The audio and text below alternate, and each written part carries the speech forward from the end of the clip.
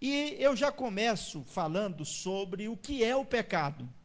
O pecado, segundo a Bíblia, é descrito como transgressão à lei de Deus. Se você quiser confirmar isso, 1 João capítulo 3 e o versículo 4, ali vai dizer que o pecado é transgressão à lei de Deus, às instruções de Deus. E pecado é transgredir aquilo que Deus deixou escrito e usou os apóstolos, os profetas e sacerdotes também foram usados por Deus.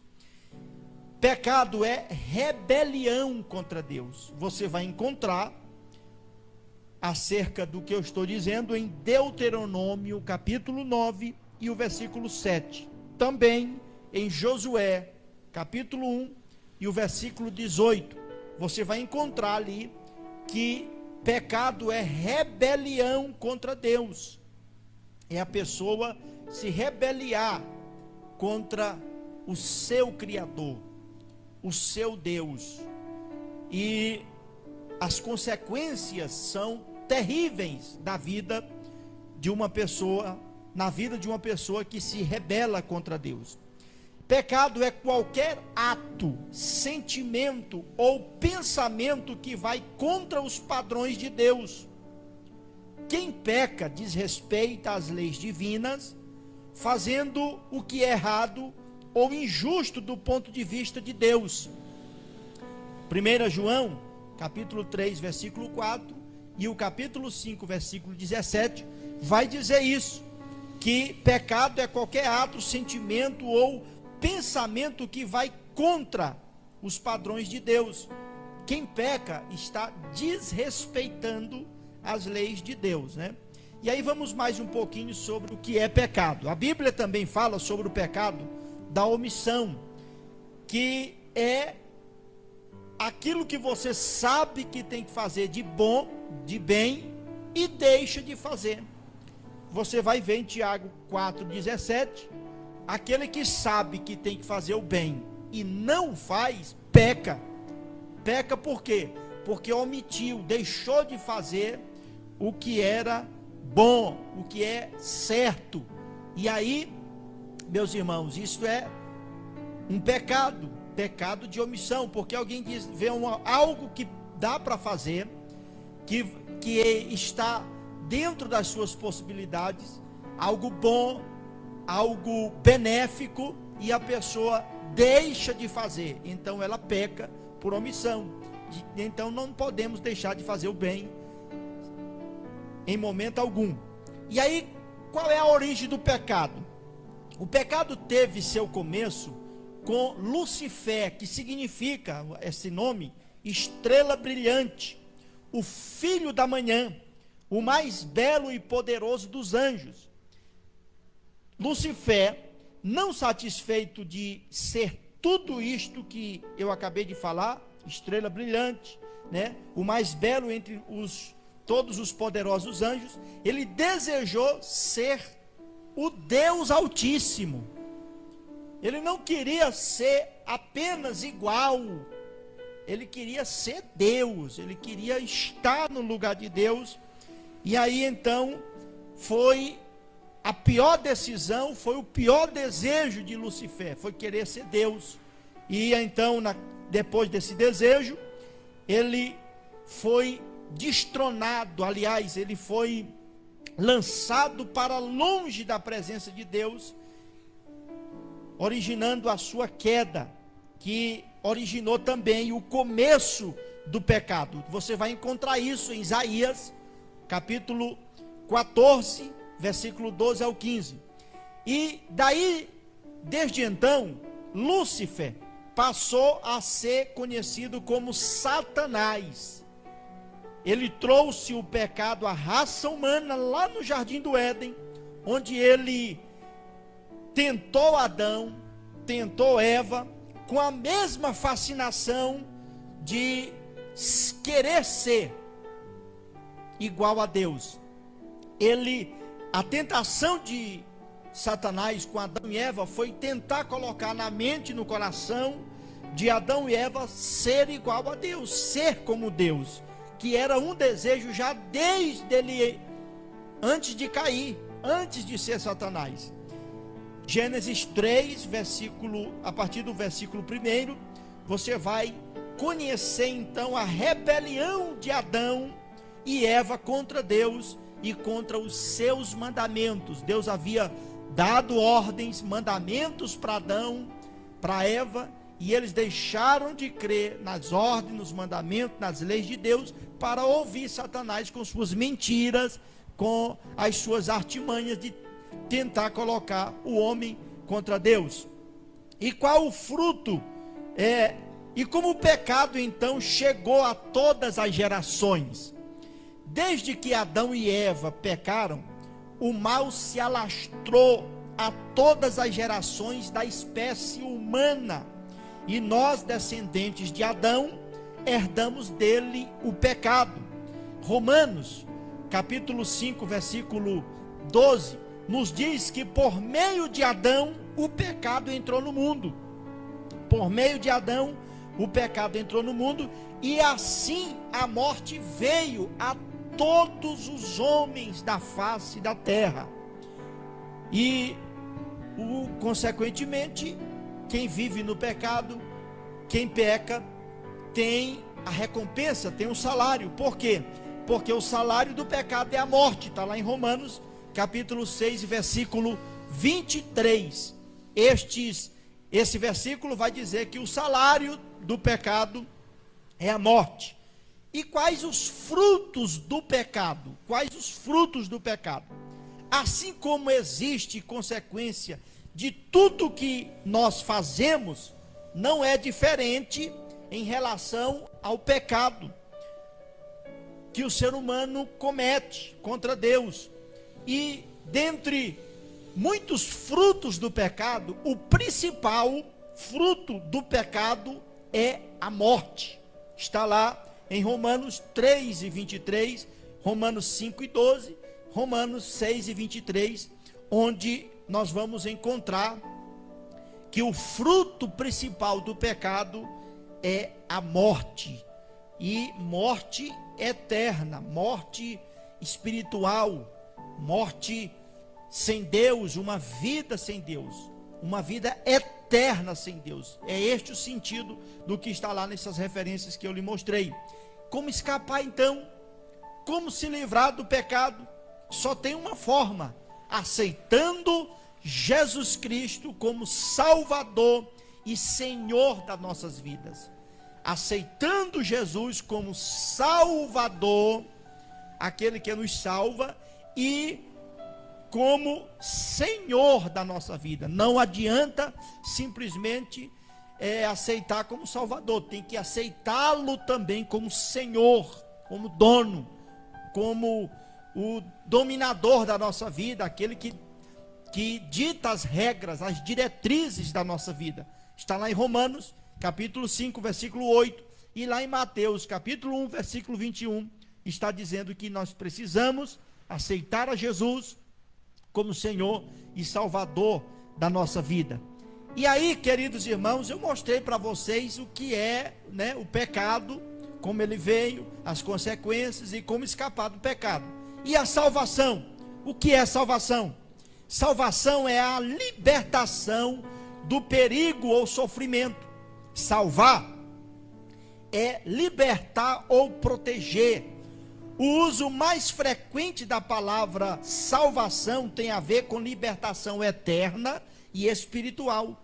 Quando Paulo disse para o carcereiro, lá em Atos 16, 30 ao 31, o carcereiro de Filipe, o que Paulo disse é que aquele carcereiro precisava fazer, o que ele precisava fazer para ser salvo?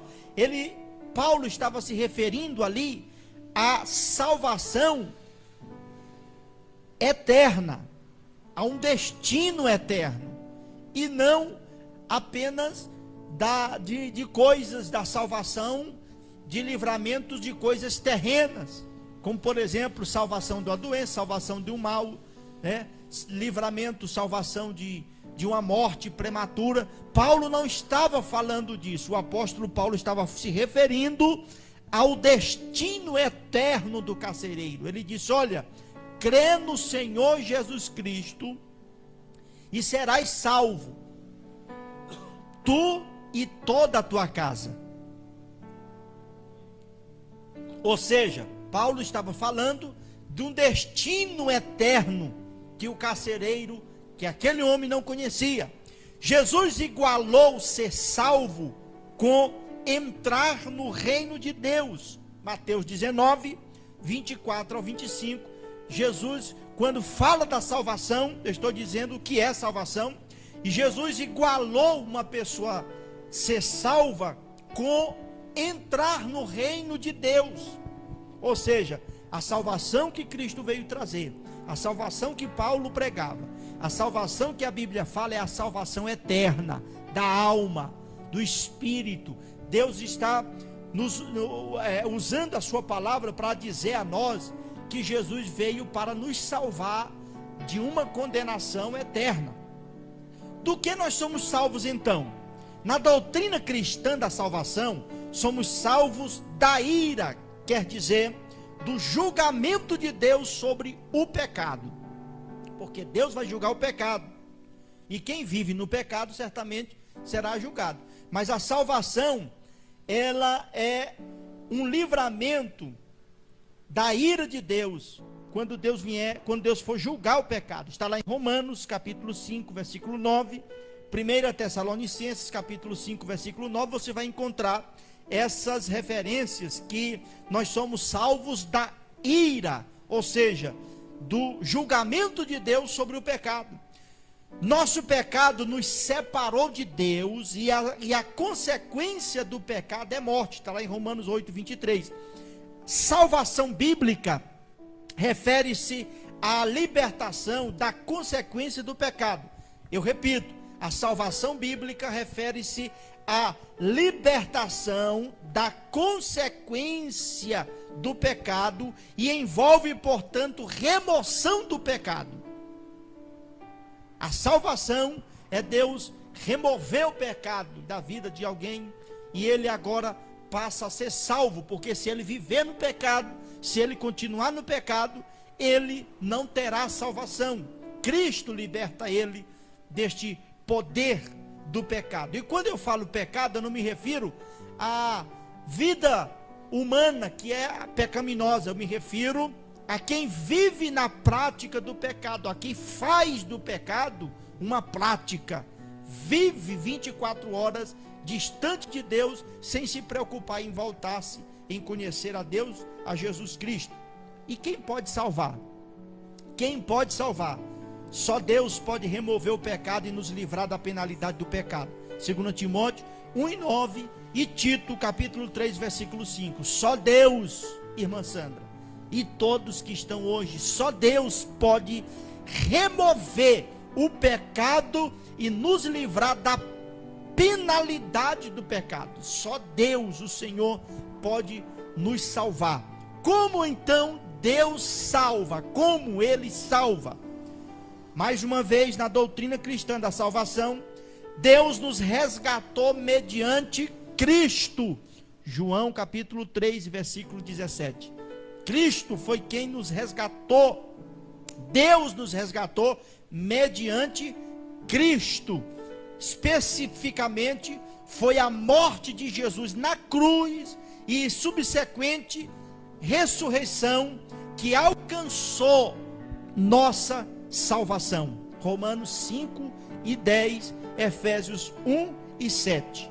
A Bíblia é clara em dizer que a salvação é um gracioso dom de Deus que não merecemos, não tem como comprar, não tem como pagar, e é disponível apenas por meio da fé em Jesus Cristo.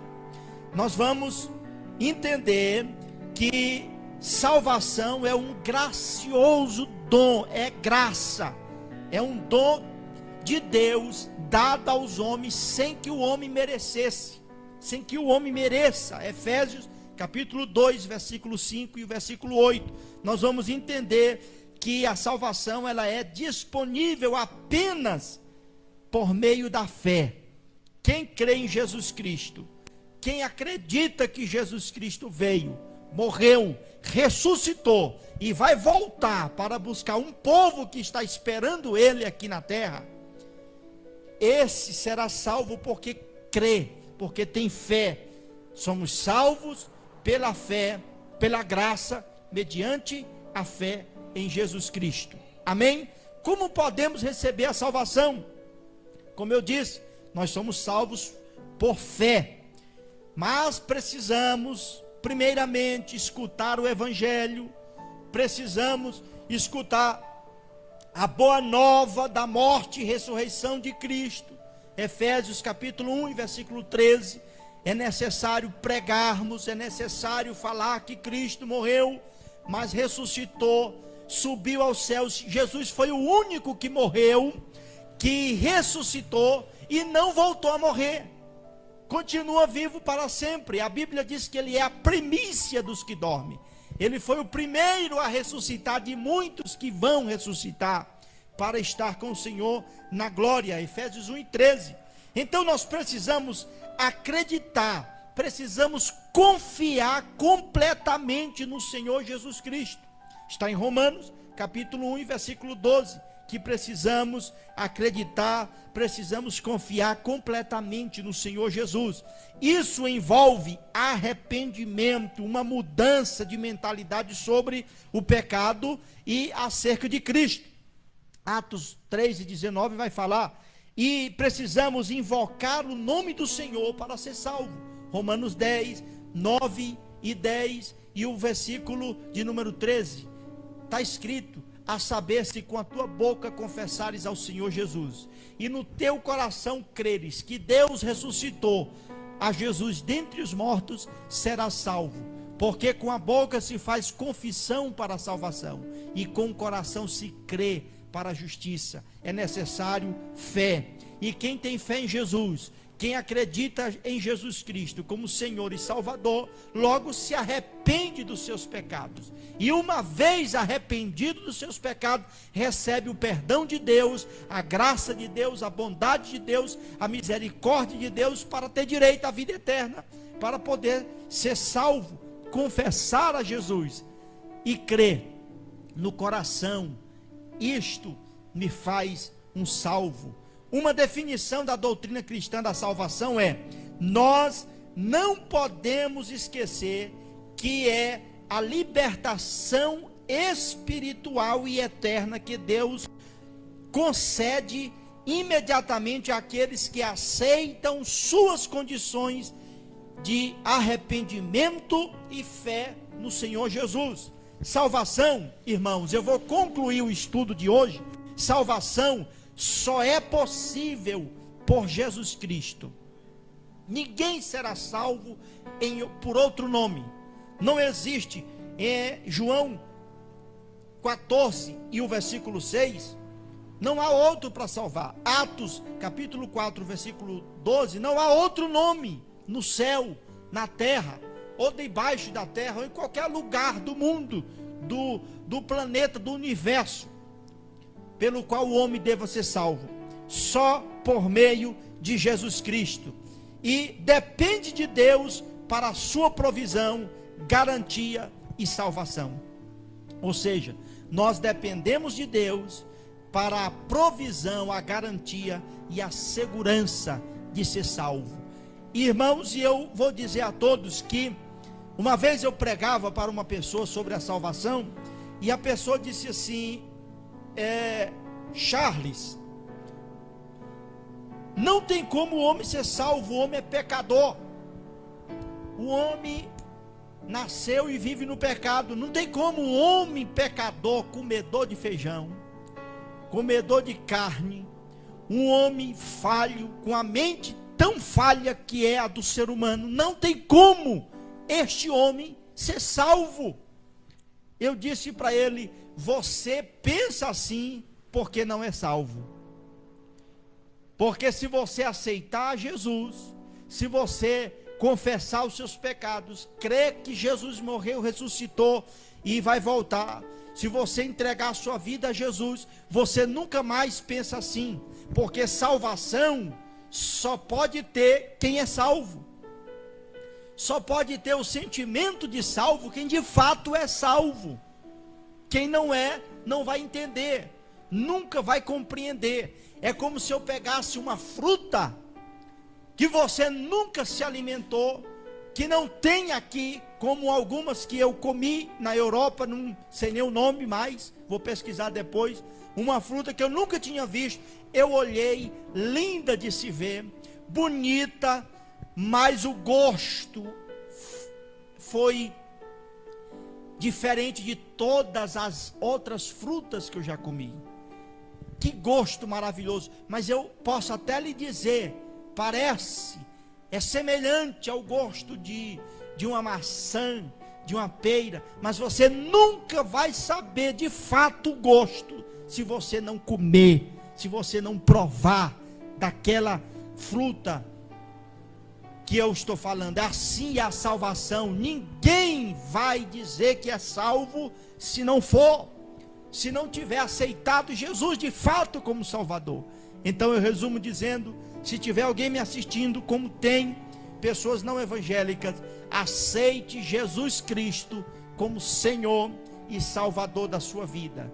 Arrependa-se dos seus pecados, procure conhecer os ensinamentos de Cristo e tu serás salvo. E Deus vai te fortalecer para vencer o pecado, vencer a fraqueza, vencer a dificuldade, porque Cristo é a nossa força. Amém? Nós vamos orar agora, irmãos, de pés. Vamos agradecer a Deus pelo culto que oferecemos a Deus. E eu vou pedir ao irmão, quando terminar o culto, deixe sua oferta, deixe aí o seu, se você é dizimista, deixe o seu dízimo e deixe com o irmão Adriano ali, contribua com a obra de Deus, porque esta casa precisa continuar aberta e o teu pastor precisa continuar pregando, e para isso nós precisamos desse lugar aqui funcionando, e nós precisamos da tua contribuição, da tua oferta. Amém? Deixa aí no nome de Jesus Cristo. Nós estaremos de volta aqui no domingo, e eu estou percebendo alguns idosos vindo, não pode, nós vamos ter que conversar com eles, deve vir nas quartas, porque percebe que o espaço é bem maior para eles, e não no domingo, onde tem mais jovens aqui. Amém? Querido Pai, Deus, em o nome de Jesus Cristo, nós te agradecemos pelo grandioso culto de hoje, por este momento tão lindo e especial que tivemos e estamos aqui na tua presença. Leva-nos em paz aos nossos lares, guarda cada um de nós das doenças do mal. Eu apresento a irmã Cimei e a sua família neste momento, o seu esposo, o irmão Renato e todos daquela casa. Peço a ti, cure-os, meu Deus, cura agora todos daquela casa do Covid-19, sejam eles curados no poder e na autoridade do nome de Jesus. Visita, Senhor, o nosso vereador Mazinho, cura ele, a família, seus assessores, todos, meu Deus, que estão envolvidos com aquele homem, cura-os, meu Deus, para que eles continuem fazendo um grande trabalho aqui na nossa cidade, que é de fiscalização, de buscas de benefícios para o bem da sociedade aparecidense. Meu Deus, nós oramos por eles agora. Eu oro pelo nosso prefeito, abençoe o nosso prefeito Gustavo. Meu Deus, livra aquele homem da doença, livra sua esposa, nossa primeira dama, Senhor. Guarda, meu Deus, a liderança, os secretários que estão envolvidos nesse trabalho. Guarda os servidores públicos, meu Deus. Guarda todo cidadão aparecidense. Guarda, meu Deus, o nosso estado. Não deixe, Senhor, com que as pessoas venham a óbito por causa deste mal. Tu é poderoso para neutralizar este mal, esta fúria maligna. Tu és Deus para fazer a diferença na vida de todos. Visita, Senhor, aqueles que me assistiram, que estiveram conosco presente nesse culto e os que estão online. Ser com cada um agora, na autoridade do nome do Senhor Jesus Cristo, é a oração